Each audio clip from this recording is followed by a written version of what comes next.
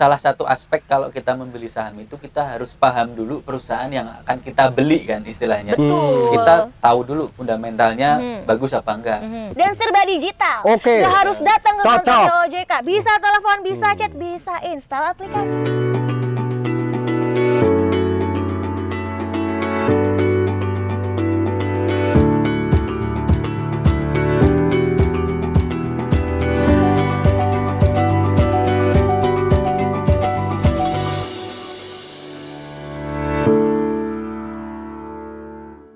Ini juga tadi nggak cuma pinjaman non ilegal aja Pak, atau pinjaman online yang resmi aja yang diawasi oleh kita ataupun juga lembaga yang berwenang. Bener Pak, investasi juga ini kita harus waspada. Bentuk investasi sekarang aneh-aneh Pak. Iya. Ada yang bisa sampai kayak, yuk dengan dana segini Bapak Ibu bisa mendapatkan keuntungan 40% dalam jangka waktu. Fantastis pokoknya ya. Tapi ini kan menarik. Ini kan menarik Mbak Andri. Ini menarik sebenarnya kan. Dan ini ngomongin investasi yang menggunakan media online ya. Digital. Ini yang harus dipahami masyarakat apa sih? Investasi itu apa sebenarnya Mas? Ya. Investasi itu kan pada dasarnya sebenarnya kita menyisihkan uang atau menaruh uang untuk mendapatkan imbal hasil di kemudian. Nah, tadi investasinya kapan ya? Sekarang. Terus investasi apa yang cocok sesuai dengan target kita. Kita mau targetnya berapa tahun nih? Karena itu menjadi parameter investasi apa yang cocok. Kalau untuk digital sekarang banyak yang bisa dimanfaatkan sesuai kebutuhan kemampuan. Sesuai kebutuhan dan kemampuan yang punya ya. Misalnya satu, kita investasi yang bisa murah dulu dari reksadana. Apa tuh reksadana nih? Iya. Reksadana ada banyak. Ada reksadana uang, ada reksadana saham, ada reksadana campuran. Jadi kita menaruh uang, nanti uangnya itu dikelola sama orang yang lebih berkompeten untuk mendapatkan hasil. Itu biasanya jangkanya lebih panjang tuh karena investasi jangka panjang. Jadi ini kita kayak minta tolong pakai jasa ya. Kita kayak ini kita ada uang segini. Tolong pilihin dong investasi mana yang terbaik dengan kepengen kita tuh target returnnya, pengembaliannya, untungnya segini gitu. Betul. Karena kan kita sendiri sebagian besar kan masih awam, masih mana sih investasi yang aman, bagaimana cara investasi yang benar, kita serahkan saja ke ahlinya melalui produk tersebut. Itu mahal nggak Mas modalnya? Cuman 100.000. Udah dari 100.000 daripada tuh kita ada? 100.000 beli kopi 2 gelas, kamu beli kopi kan 2 gelas, itu disisihkan aja, nggak usah ngopi yang mahal-mahal. Beli kopi lokal aja yang murah ya di UMKM. Uangnya disisihkan lah untuk investasi. Dan itu semuanya bisa kita pantau via ini ya, via gadget kita ya. Tapi kan ada risikonya tuh. Gimana tuh? Betul. Setiap investasi ada risikonya. Ada istilah high return, high risk. Ada juga yang investasi risikonya kecil, tapi imbal hasilnya itu juga kecil. Makanya kalau investasi yang imbal baliknya kecil butuh waktu investasi jangka panjang. Tapi kalau investasi yang orang ya pengennya, saya tuh orangnya tertantang, saya pengennya imbal balik yang besar. Tapi resikonya juga harus besar. Contohnya di pasar saham. Bener. Nah itu gimana tuh Mas kalau saham? Masukin aja. Pasar saham itu jadi kita kayak punya kepemilikan. Saya pengen beli saham yang produksi sabun. Kan tiap hari pasti orang cuci, orang mandi, ya udah saya beli produk atau beli perusahaan. Jadi ketika nanti setiap tahun mereka memberikan dividen, kita dapat dividennya. Dividen itu apa? Dividen itu kayak keuntungan keuntungan yang dibagikan dari laba. Jadi biasanya perusahaan itu akan membagikan misalnya ya, walaupun nggak semua, misalnya 40% akan dibagikan lagi ke pemilik saham, dibagikan secara dividen. 60%-nya untuk penguatan modal ekspansif misalnya. Jadi yang 40% itu dibalikan ke kita sebagai imbal balik kita sudah menanam saham di perusahaan tersebut. Tapi itu pembagiannya nggak rata kan, 40% itu sesuai dengan aku beli sahamnya itu berapa banyak gitu ya Pak ya. Satu lot juga, kalau satu lot terus ternyata ada RUPS, boleh datang nggak? Boleh nggak? Boleh. Jadi kita boleh. Ada hak suara kita? Ada. Bukan nggak suara ya, kita bisa datang untuk mengikuti, menghadir RUPS. Kalau teman-teman milenial anak kosan pasang satu lot, buat makan enak di hotel, ya sah-sah Bener. aja. Iya. Andri mau kemana? Sorry, pertemuan pemegang saham. Keren Gaya, banget Pak. itu. Boleh.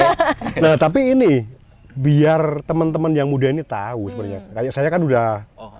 Bapak masih muda. Masih Pak? muda ya, masih muda. Kalau ada orang ngajak ini kan kita sering terima nih ajakan katanya investasi. Itu kita ikuti aja atau gimana tuh? Apalagi yang ajak nih kan tokoh-tokoh keren ini. Bener, suka ada kayak seleb tweet, selebgram ya Pak Iya, ya. selebgram Dia suka, misalnya. suka ngarahin nih pakai beli produk perusahaan ini segala macam. Sebenarnya gimana sih? Boleh nggak sih atau harus ngapain tuh kalau mau Jangan, beli? jangan.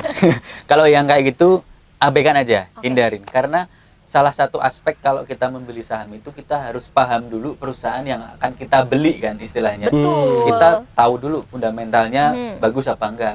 Dia mendapatkan laba enggak, labanya meningkat terus enggak setiap tahun. Jadi kita beli jangan karena dipom-pom atau disuruh-suruh orang buat beli, tapi kita tahu dulu barang yang akan kita beli seperti apa. Bahkan Oke. OJK kemarin mewanti-wanti untuk hati-hati tuh kalau mau beli, jangan asal beli karena diajakin orang. Oh, berarti ini investasi pun diawasi OJK? Pasti saham diawasin Saham. OJK, Apa tadi lagi? fintech diawasin Pinjol. OJK, ya. Terus apa lagi? Kalau ini Pak, sekarang tuh lagi happening banget nih yang namanya cryptocurrency atau Bitcoin. Nah. Itu Iya. milenial tuh lagi sering banget beli Sering di situ. tergoda itu bisa. Oh iya, Itu ke OJK juga bukan Mas? waktu awal-awal tahun kemarin tuh punya teman pasti ini share portofolio. Bener. Iya nggak sih? Bener Di- banget. Hampir di semua stories tuh kan? di Di timeline stories. saya tuh kayak gitu. Tiba-tiba ada warna presentasi warna hijau aja, karena dia profit baik di cryptocurrency ataupun di saham. Tapi perlu dibedakan nih. Oke. Kalau cryptocurrency ataupun forex itu diawasin oleh Bapepti, Bapepti. ya Kementerian Perdagangan. Oke. Tapi kalau saham, kemudian reksadana, kemudian fintech lending yang tadi dibahas itu diawasin OJK. Karena beberapa saya main ke Instagramnya OJK itu masih banyak nih teman-teman yang Oke. salah aduan. Mereka di forex atau mereka di cryptocurrency tapi ngadunya Ngadunya. ke OJK. Nah, tapi kan aku jadi masyarakat pusing Mas kalau disuruh nginget-nginget, aduh cryptocurrency punya Bapepti, saham punya OJK tuh ada nggak cara yang lebih mudah nih buat aku memahami produk ini tuh pengawasannya ini? Itu Langsung gimana? klik tapi dapat Bener. semua info. Tuh. Ada itu, Mas? Ada dong. Cukup klik di www.ojk.go.id. Oke. Di situ nanti ada banyak tuh kanal pilihannya. Pasar modal, non-bank, perbankan, termasuk list perusahaan yang terdaftar dan diawasin. Jangankan yang legal, yang ilegal pun kita pampangin tuh di situ. Oke, berarti sama kayak pinjaman online Betul, tadi ya, kita betul. bisa Iya, ngecek iya. produk investasi juga ke websitenya OJK. Jadi kalau di situ kan kelihatan ya, oh yang ini berarti masih terdaftar, Ya. yang ini ilegal. Ya. Itu pun tetap ada ya. Ada. Ada. Jadi ada. masyarakat bisa waspada di situ ya, Betul. sebelum melakukan investasi atau melakukan peminjaman. Oke, dan ternyata nih OJK juga punya aplikasi Pak yang bisa diinstal secara gratis oleh masyarakat. Apa itu? Namanya adalah Sikapi Uangmu. Oh, iya, Nah, iya. itu ada aplikasinya Pak. Di dalamnya jelas semua ada. Kalau misalnya mau ngecek investasi ilegal yang sudah ditutup sama OJK, di sana ada Pak.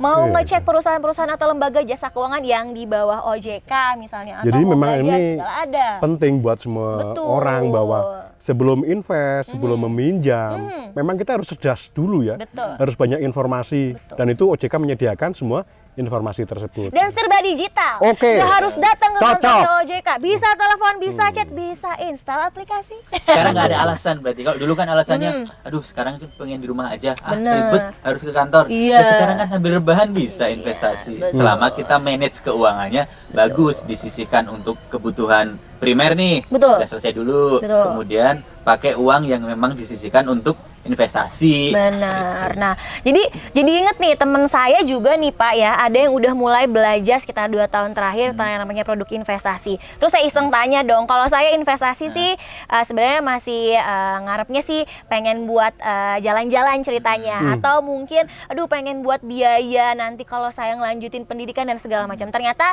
dia itu udah mulai investasi, nyari modal segala macam karena dia emang punya punya Target. keinginan untuk bikin usaha sendiri, untuk jadi pelaku UMKM.